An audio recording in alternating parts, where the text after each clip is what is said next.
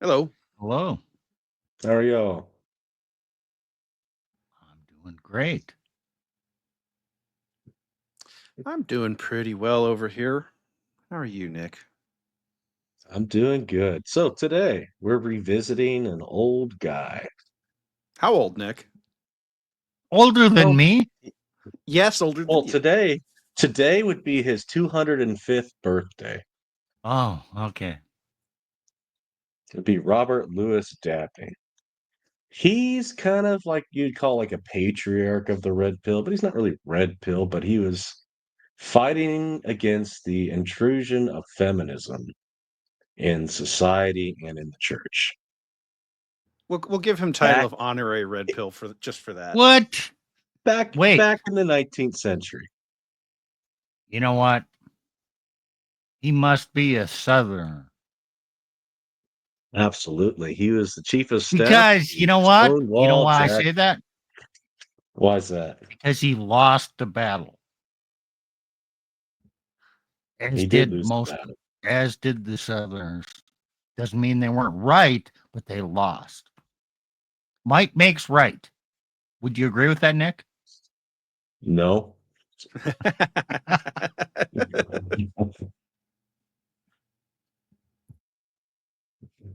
No. Uh,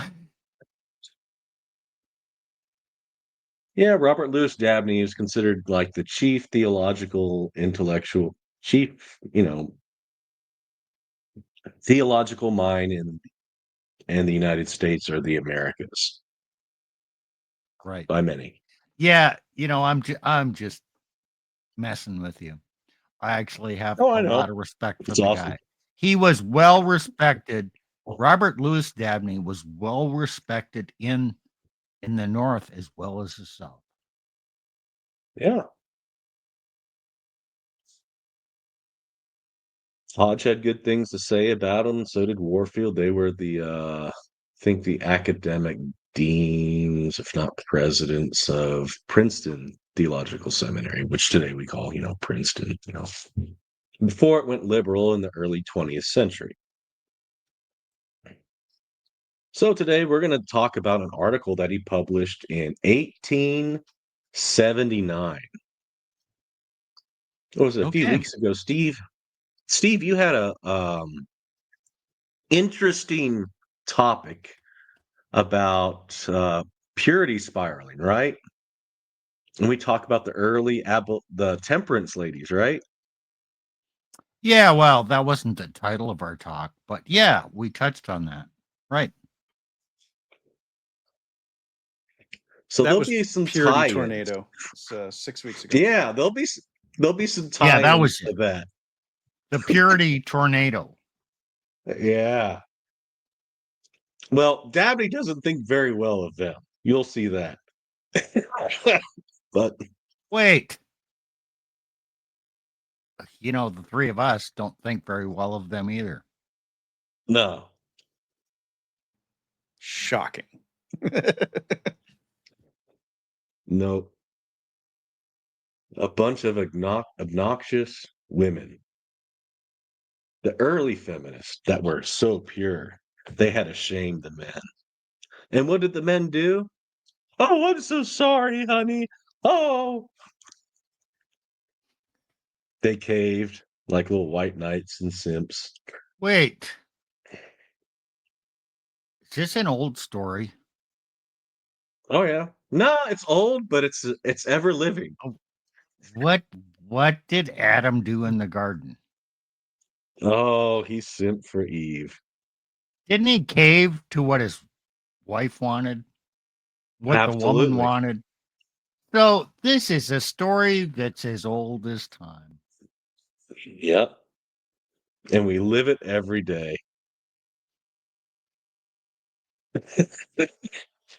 Now, I do want to say something here. It's not a permanent state. It certainly doesn't have to be a permanent state of living in obsequiousness to your women. It goes back to I've said it before. Good times create weak men create hard times create strong. There is a pendulum to this. The pendulum is swinging. I do believe we have seen peak idiocy, but also to the men, don't think that the women are going to give this up easily. No, but you have to not care about them. Yes. You have to care about the truth. The rest can go pound sand. Go keep steady on the truth. Well, and another term Don't I've used simp is like Adam. well, another term I've used is weaponized indifference. Mm. And I like that because it's a lack of emotion. When the women come crying and begging and telling you how terrible it is that you're doing this, don't react, with glee. Don't react with anger. Don't react with uh simpery. Don't react with any of it. Just go, wow, that sounds like a rough life. You wanted it, you asked for it though, so there it is. And move on to the next thing. Just in complete indifference to their plight because they chose their plight. We have a superficial example of this. And I don't want to go into the politics, but Zelensky and Trump. Trump saying, nah, we're done. We're not going to do that. And Zelensky trying to berate and shame Trump into doing what he wants him to do. One guy has the dominance, the other guy is kind of acting like a woman. Now, okay, geopolitics is a really complicated thing, but yeah, there's if the U.S. is done and doesn't do anything, Zelensky doesn't have a pot to piss in, and that's kind of the same thing if men withdraw their attention or agreement with women. Sorry, they don't have a pot to piss in. More weaponized indifference, less emotion. And I mean that about everything. Gentlemen, particularly our followers, because I can't do much more for the idiots on Twitter. Okay. But just, yeah, right, Nick. Just don't care. Don't get sucked into the drama. And I mean drama from anywhere. We were talking a little bit about this in relation to the red pill space too before the start of the stream. The drama is not your friend. It's actually designed to get you to short circuit and stop thinking clearly and force you to take sides, which is exactly what Steve was describing earlier. Don't do it. That is the path to ruin and destruction for you and the whole world too. So please just there. Sorry, Nick. We didn't mean to hijack, but It's all right. Weaponized indifference. Great. I'm joking. I'm all by the for way. it. It was a joke. Love you too, Nick.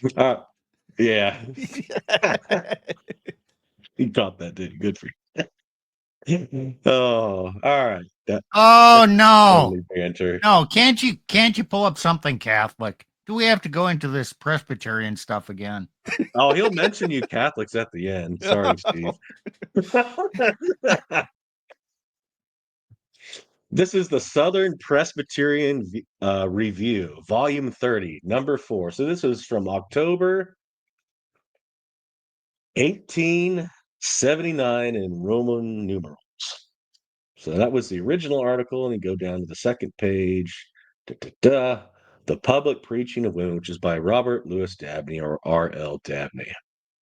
Now, I'll read the first few lines, then we can talk about it. There's a lot of pages, like 25 pages or so, 26 pages. So, all right, the public preaching of women. I'll start off. In this day, innovations march with rapid strides. With rapid strides. Got gum in my mouth. All right.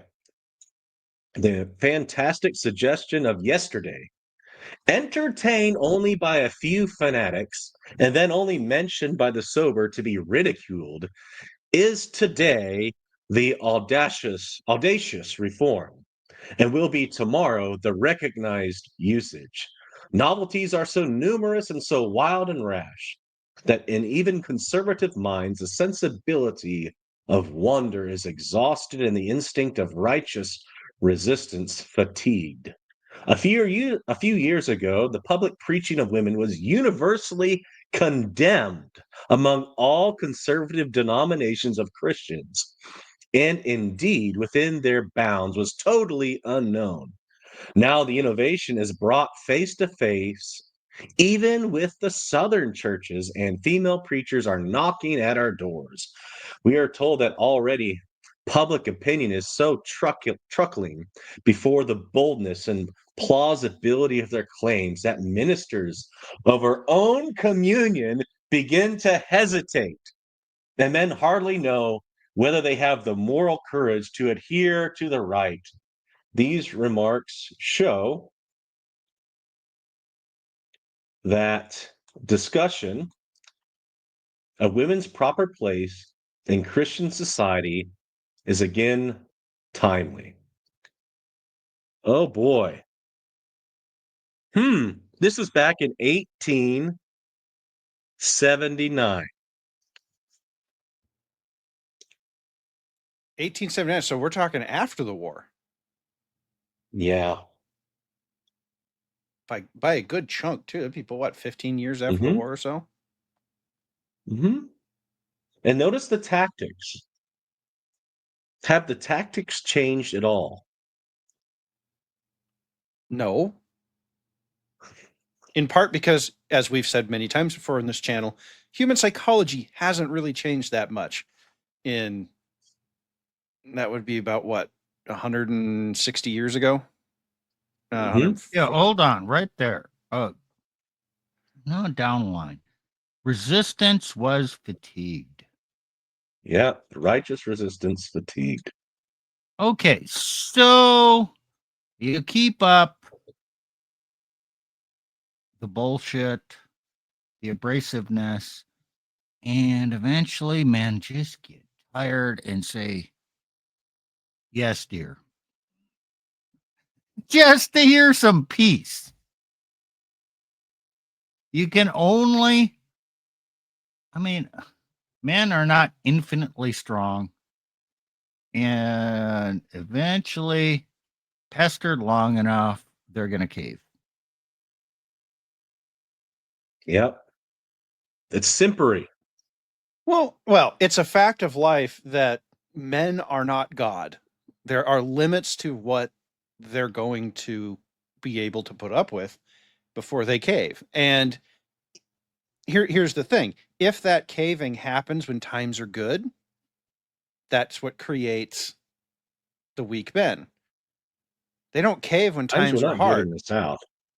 Times were not good in the South. This is after And Reconstruction, but the yeah, times were not good. okay, but the times were so this would have been what, 1880. No, yeah, 1879 was published. Yeah. right. Okay, so times were not good, but they weren't the war, right?